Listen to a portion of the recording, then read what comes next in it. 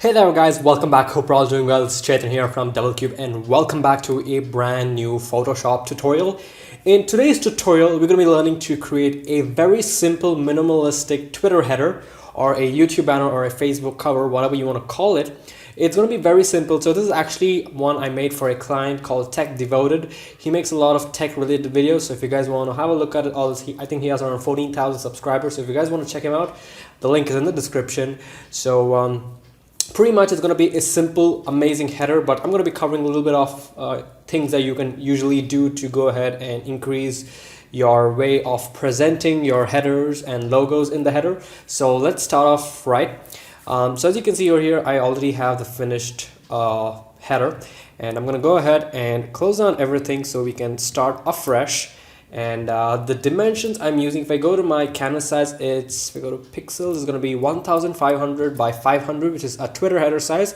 And if you want it for YouTube, it's going to be a different one. I just suggest you guys to go and check it out on Google. That should help you out. All right, so we can start off by getting ourselves a background. So as you can see here, I have this nice background, and okay, this is a pretty cool background, and if it's set to normal. And what I did is I duplicated the background. As you can see over here, I duplicated the background and I set the blending mode to lighten. So if I set this to normal, it's going to be a simple background. And the only thing I did was I reflected it. So you can just press Ctrl T, right click for horizontal, and that should do. All right, so then I go and set this to lighten. And we see we have, it kind of blends together. It looks pretty cool, but it's a pretty harsh one. So what I did is I just added a white layer on top of it, and I reduced the opacity down to 85. If I set this to 100, it's complete white, and if I set it to 85, it's a simple, brings out the text a little bit. Maybe you can set down to 80. I mean, it's your preference. And you guys can use whatever it is, whatever the opacity you want. All right, so the next thing is we have a vignette. So what is a vignette? I'm not quite sure everybody knows, but vignette is basically this, which is brighter in the center and darker at the back. Now, how to create a vignette? Let me just show you. I can go ahead and delete these two and create a new layer. And once we have that, let's just zoom out a little bit back. And I'm going to go ahead and select the gradient tool, and we're going to go here and click on a preset. So we want a transparent preset, foreground to transparent. So for those of you who don't know, we have four stops over here. This is stop 1, this is the second stop, this is the third stop, and this is the fourth stop. The top two stops are basically your opacity. So as you can see here, this is set to 100 and this is set to 0. So it's just going to be completely opaque, and this is going to be completely transparent. And down here we have a color. So this is basically your color. This is your starting color and this is your ending color. Now this can be any color because it does not matter because it's completely transparent, but here I've set it to a pitch black. So pitch black, and I'll click on OK.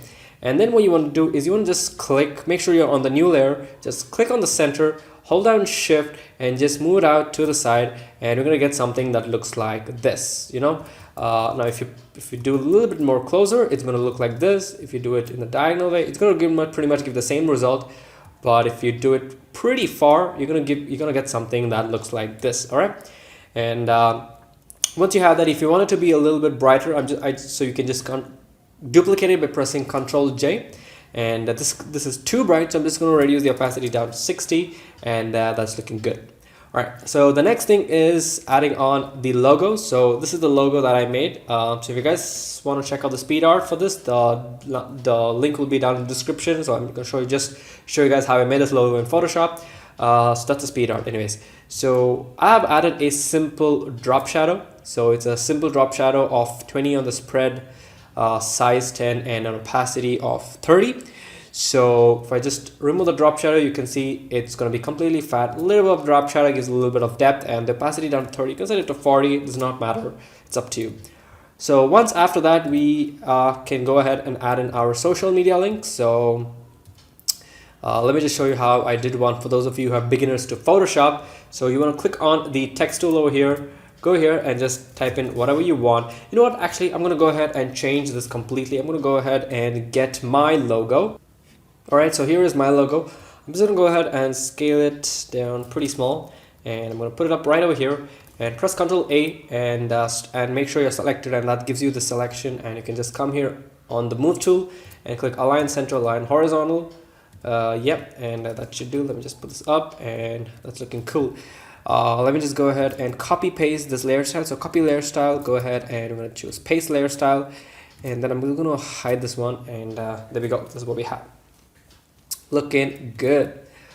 All right, so I'm going to go ahead and actually just group all these by pressing Ctrl G, and I'm going to call this client, and I'm going to duplicate that, and I'm going to call this, I don't know, DC.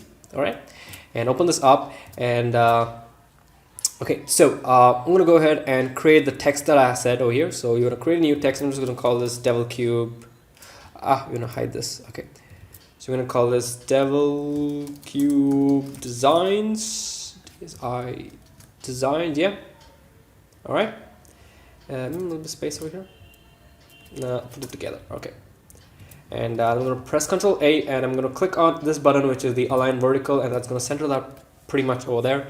And I think the kerning is too much, so I'm going to reduce it for me. So you want to click here on the character. If you don't have to, you can go to window and choose character, and then I'm going to go and set the kerning of this to probably 50. Okay, and probably set the size to 35 because it's too fat. And the font I'm using is called Mission Gothic, so it has a bunch of, it's a font family. It's a pretty bunch, I think 2, 4, 8, 10 fonts, right? And then I just duplicated the text by pressing Ctrl J, and the layer style is, I'm going to show you the layer style again. So it's pretty simple, drop shadow, same setting, so opacity set to 15, that's the only difference. And I'm going to go ahead and select this, and I'm going to call this freelance graphic designer, right? And I'm going to press Ctrl T, and I'm just going to scale this down pretty much. I don't want it to be too big, and I'm going to move this up, so that's looking good, looking cool. Press Ctrl A, and I'm going to center this up again, and awesome. And now for the social media, so I just went ahead and grabbed a social media icon. You can get it on Google, or you can get it on one of those graphics packs. Yeah, and it says, so I apply the same layer style, and I'm going to go ahead and actually I'm going to go ahead and go to Visuals 10K graphics pack, and where is YouTube? Yeah, I mean I have a lot, but I think I'll go with the Behance. So just go ahead and choose Behance and come down, drop it on, yeah, Behance, and put it on over here, press Ctrl T. I'm going to scale it down pretty much, yeah, and I'm going to copy the layer style. Oh, put on the wrong layer.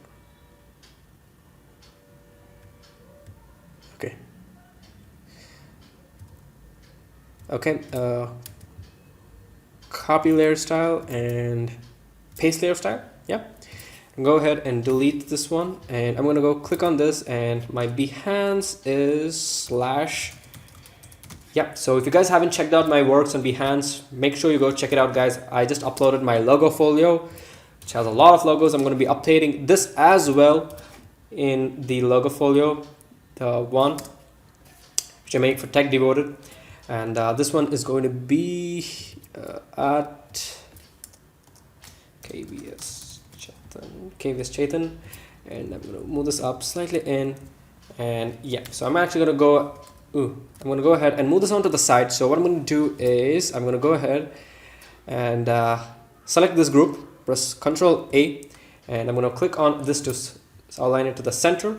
I'm going to slightly move it back and press Ctrl D to deselect. Select the Behance and the Behance ID.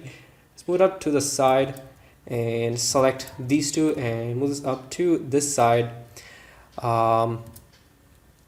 Yep, that is looking better. I think we'll go reduce this down to 40. It's too harsh. Yeah. Right.